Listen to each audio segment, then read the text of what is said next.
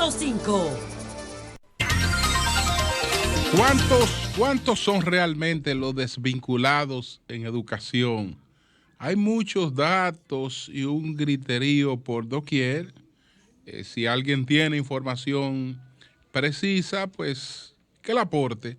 Y así uno no tiene por qué estar dando informaciones imprecisas. Pero nos están llamando de distintas regiones, distintas comunidades. Ya veremos un poquito más adelante cómo podemos abordar ese tema de estas desvinculaciones masivas en el Ministerio de Educación. Buenos días, Julio, y Lenchi, ¿cómo antes de estás? seguir con los demás Marilena, comentarios, sí. permíteme decirle algo a la Luz. La Luz, yo pedía no solamente que fijara posición el partido, sino también el propio Danilo Medina y también Francisco Domínguez Brito. ¿Por qué Danilo Medina? Porque en su momento él habló, pero él lo calificó como atropello, desconsideración, un abuso de poder, la forma en que fueron arrestados compañeros y dos hermanos de él. Y era su derecho mostrarse indignado como lo hizo. Ahora, mi pregunta es, luego de todas las informaciones que se revelaron en esas audiencias, ¿qué él piensa? Porque Salcedo decía, el presidente no sabía que su hermano era suplidor y la ley no lo permite. ¿Qué piensa él de eso? ¿Qué piensa Domínguez Brito de eso? ¿Qué piensa el partido? Yo pienso que el fijar esa posición es vital, pero no solamente el partido, también como líder Danilo Medina, que tiene muchos seguidores, y Domínguez Brito, que también tienen muchos seguidores. Bueno, sí, yo pienso que esas son actitudes ya personales de ellos. Si Danilo cuestionó la forma, yo pienso que el cuestionamiento es válido por la forma, porque, por ejemplo, ¿qué necesidad había de buscar a Freddy Hidalgo a su casa de esa forma? José, sobre los abogados. Mira cómo el juez lo mandó para su casa otra vez. Oye, sobre los abogados. Ahora la forma, porque en el fondo que se comenzó a ver en esas audiencias y se va a ver de verdad en la audiencia preliminar cuando esto llegue al juez de la prueba. Claro, José, sobre los abogados, Lenchi, un segundito, hay que recordar el caso Bahía de las Águilas.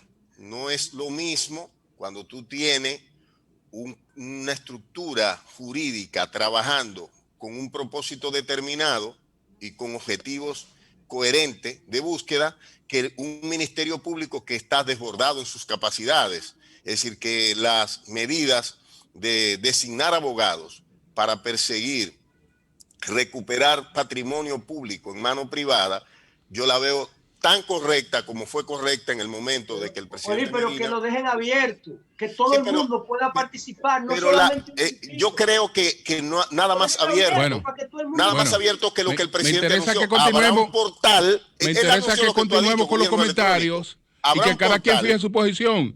Lenchi, vámonos con Lenchi ahora. Buenos días, adelante. Buenos días, Julio. Buenos días, Anibelca, María Elena, camarada Eury, Oli, José La Luz. Y 106.5 abrazos para nuestros oyentes y todo el pueblo dominicano. Hoy se celebra en el mundo, más bien se conmemora en el mundo la Declaración de los Derechos Humanos, algo que ocurriera un día 10 de diciembre del año 1948 a nivel de la Organización de las Naciones Unidas. A partir de esa declaración, las cosas fueron distintas en relación a la lucha por la defensa de los derechos humanos. Y enhorabuena. A propósito de Día Internacional, también fue lo que ocurrió ayer, que era el Día Internacional de Lucha contra la Corrupción, en el Palacio, con el discurso del presidente Luis Abinader. Fue un discurso cargado de muchas cosas nuevas, no hay duda, positivas. Otras se fundamentan en recursos ya existentes en el Estado, como destacar el propio Julio Martínez Pozo. Pero definitivamente es un discurso interesante, es un discurso que hay que analizarlo con pinzas, con muchas pinzas. Empezando porque es un discurso que alienta al Ministerio Público. No me cabe la menor duda que es un paso, que es una voz de soporte a las acciones que desarrolla el Ministerio Público de cara al tema de la operación Antipulpo. Y yo creo que es correcto. Es correcto en el marco incluso del día que se estaba celebrando. Pero al mismo tiempo es un discurso que apunta a futuro. Es un discurso que habla de modificar la Constitución de la República. Y aquí yo pido una particular atención, porque el tema de la Constitución y su reforma ha sido siempre un elemento no solo de discusión, sino también de conflicto y de alta beligerancia política, que ha creado o ha llevado a crear situaciones de casi de quiebra política dominicana. Incluso la más reciente fue en el año pasado, en el año 2019. Recordamos la intención que tenía el gobierno pasado, con su presidente a la cabeza, de volver a apelar a la reelección. Es decir, había modificado la Constitución en el 2015 para luego entrar de nuevo a modificarla en el 19. Y eso creó una situación en el país, una situación bastante delicada, que incluso llevó al actual presidente de la República a movilizarse en la calle junto con Leonel Fernández. Ustedes recordarán aquellas grandes manifestaciones que por una parte encabezó, y de hecho las inició Leonel Fernández, y luego también con la presencia en actividades propias de su partido del actual presidente de la República, Luis Abinader. Una situación bastante delicada. Y precisamente hoy, a escasos días de la toma de posesión del nuevo presidente, Luis Abinader habla en el día de ayer de modificar la Constitución.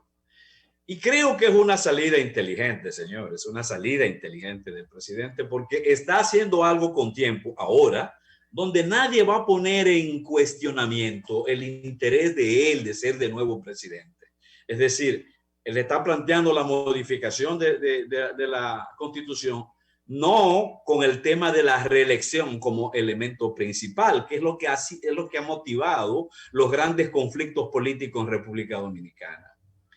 A sabienda de que, por ejemplo, tiene a un Leonel Fernández muy atento a cualquier tipo de modificación constitucional, pero Leonel Fernández ha dicho continuamente que a lo que se opone es a la intención de los presidentes o de los líderes de imponer una modificación solo con el interés de beneficiarse ellos, de beneficiarse políticamente con una reelección. A eso es que se ha opuesto Leonel Fernández. Pero no se ha opuesto a la revisión general de la Constitución. Al contrario, obsérvese que Luis Abinader en el discurso de ayer usa un término que Leonel Fernández ha utilizado en diferentes momentos, que es el de blindar la Constitución.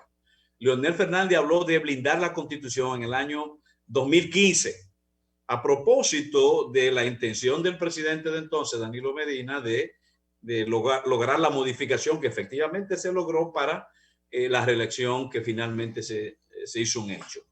Y se opuso a eso.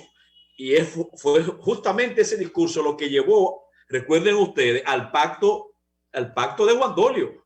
En el pacto de Juan Dolio, el segundo punto era precisamente definir acciones destinadas a fortalecer, destinada a crear un blindaje que impidiera que la Constitución se modificara tan fácilmente a los fines de los intereses del presidente de turno. Eso fue el segundo acuerdo de ese pacto.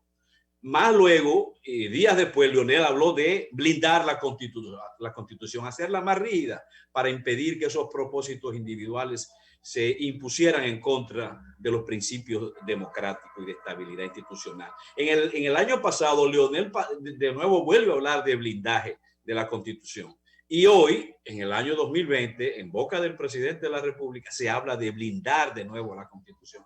Lo que quiere decir que hay un interés, incluso también marca una coincidencia de propósitos respecto a la Constitución. Luis, por supuesto, habla de otros elementos como lo de llevar al plano constitucional la llamada independencia de la justicia, que es una cosa que se viene reclamando desde años en República Dominicana y que él además está tratando de cumplir con sus promesas de gobierno, porque tiene que ver con la promesa de gobierno, esto que él anunció en el día de ayer.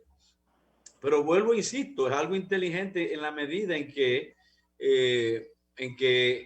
si lo deja para posterior, entonces vendrá el tema de la duda, de la desconfianza. No nos olvidemos que los demonios que se soltaron alrededor de la lucha contra la corrupción, en el fondo lo que tiene es la reelección planteada, lo que tuvo de fondo fue la reelección, porque el gobierno de Danilo Medina en su primera gestión, fue un gobierno avalado y apoyado por la sociedad, razón por la cual incluso esa sociedad le dio el apoyo para permitir no solo la modificación de la Constitución, sino también para ganar las elecciones como la ganó en el año 2016.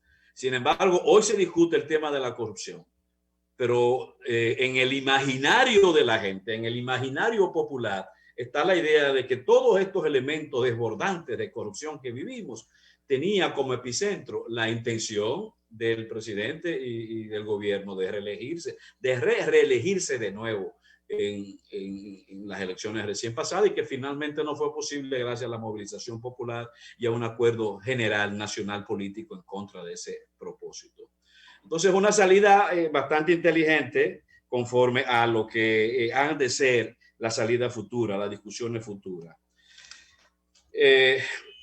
Pero sí recalco, no olvidar, ahí en esto Leonel Fernández ha sido un elemento clave. Ahora, el presidente habla de referendo dentro de los propósitos de modificación o hacia la modificación de la Constitución. En este caso también es importante llamar la atención para que el tema del referendo no sea simplemente un discurso o algo posterior a esa modificación. Si aquí se va a someter un proceso de revisión de la Constitución, con los artículos que sean, entonces hay que apelar a la consulta popular, consultar al pueblo, generar un ambiente, un canal de diálogo con la población, de manera que lo que de allí salga sea el producto de una voluntad real de la ciudadanía de nuestra nación. Y en este caso, apelar de nuevo al espíritu del referendo, que sea propio para la modificación, no un elemento que aparezca posterior a la modificación de la misma. Por otra parte, Julio y demás compañeros, yo sí quiero insistir, como insiste María Elena, en el tema del COVID. Nosotros no podemos seguir operando con este tipo de espontaneidad en la política nacional, en lo que respecta a políticas sociales. No podemos, porque es que aquí estamos hablando de vida. Continuamente decimos que hay que respetar la vida, que el derecho a la vida, que es una irresponsabilidad que si el Estado por apatía permite que muera un ciudadano, por un solo ciudadano. Entonces no podemos seguir con este estado de espontaneidad respecto al tema de COVID, que ha sido, por cierto, el grado de sorpresa en que llegó. Es cierto que generó una movilización espontánea en el mundo entero, pero ya van 10 meses, señores. De hecho, va un año, porque los primeros casos comenzaron a aparecer a fin de año pasado. Entonces no podemos nosotros tener la misma conducta. No importa que aparezca una vacuna. Esa vacuna no va a llegar a todo el mundo al mismo tiempo. Ya estamos, de hecho, a final de año y todavía eso no está implementándose masivamente. Entonces, ¿qué vamos a esperar? ¿Que se siga muriendo la gente?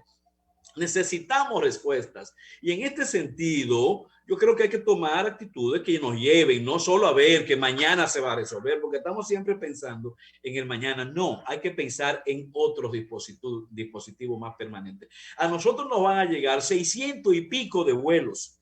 Bueno, se proyecta 617 vuelos desde el exterior, desde el extranjero para República Dominicana ahora en diciembre. Y nosotros sabemos que justamente ese flujo de pasajeros es un elemento que ha provocado en el mundo entero la difusión, la divulgación del COVID. Sabemos que en los Estados Unidos hace apenas 2 semanas, con el Thanksgiving, hubo una movilización inmensa de personas que también aceleró el contagio en todos los Estados Unidos. Sabemos que en República Dominicana el detonante del COVID fue una fiesta donde había un paquete de personas procedentes del exterior, especialmente de España. Y desde esa fiesta se diseminó en gran parte por República Dominicana, especialmente en Santiago. Entonces ahora nos van a visitar. Lenchi, ¿cuál fiesta fue esa que yo la de Punta Cana, la fiesta de Punta Cana, donde se utilizó incluso la boda, el matrimonio, sí, la boda. Y el crucero, Lenchi, bueno, el crucero de los médicos. Sí, Pero permíteme un minutito, Julio. Entonces, en ese caso, tenemos a Melania, yo creo que vamos a dejar que tú termines. Hay que adoptar una actitud más no es más dura, pero sí más consciente. Los dos primeros casos el Estado fueron del exterior. Tanto una dominicana que vino del exterior como de un italiano que vino de su país. Los dos primeros casos documentados en Dominicana. Dominicano. Y yo prefiero unas navidades limitadas a un enero de luto, a un febrero de luto, porque al final de cuentas nuestra gente es la que sufre. Y por eso insisto, el gobierno debe hacer una campaña de educación fuerte ahora, que haga valla y haga lo que sea.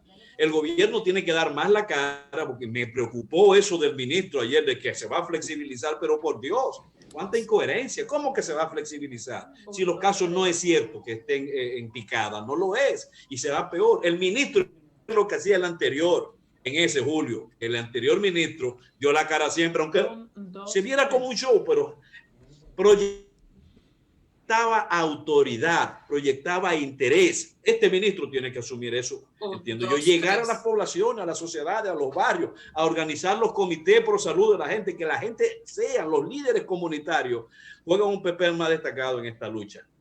Así es que llamo la atención para que, por favor, no pensemos en el luto, ni pensemos en ganancias políticas nada más. Porque si bien se puede ganar políticamente diciendo hoy que vivan las Navidades y a gozar todo el mundo, si bien se puede decir eso por razones políticas, el costo político posterior será grande. Si no, pregúntenle a Trump. Bien, señores, a propósito de las desvinculaciones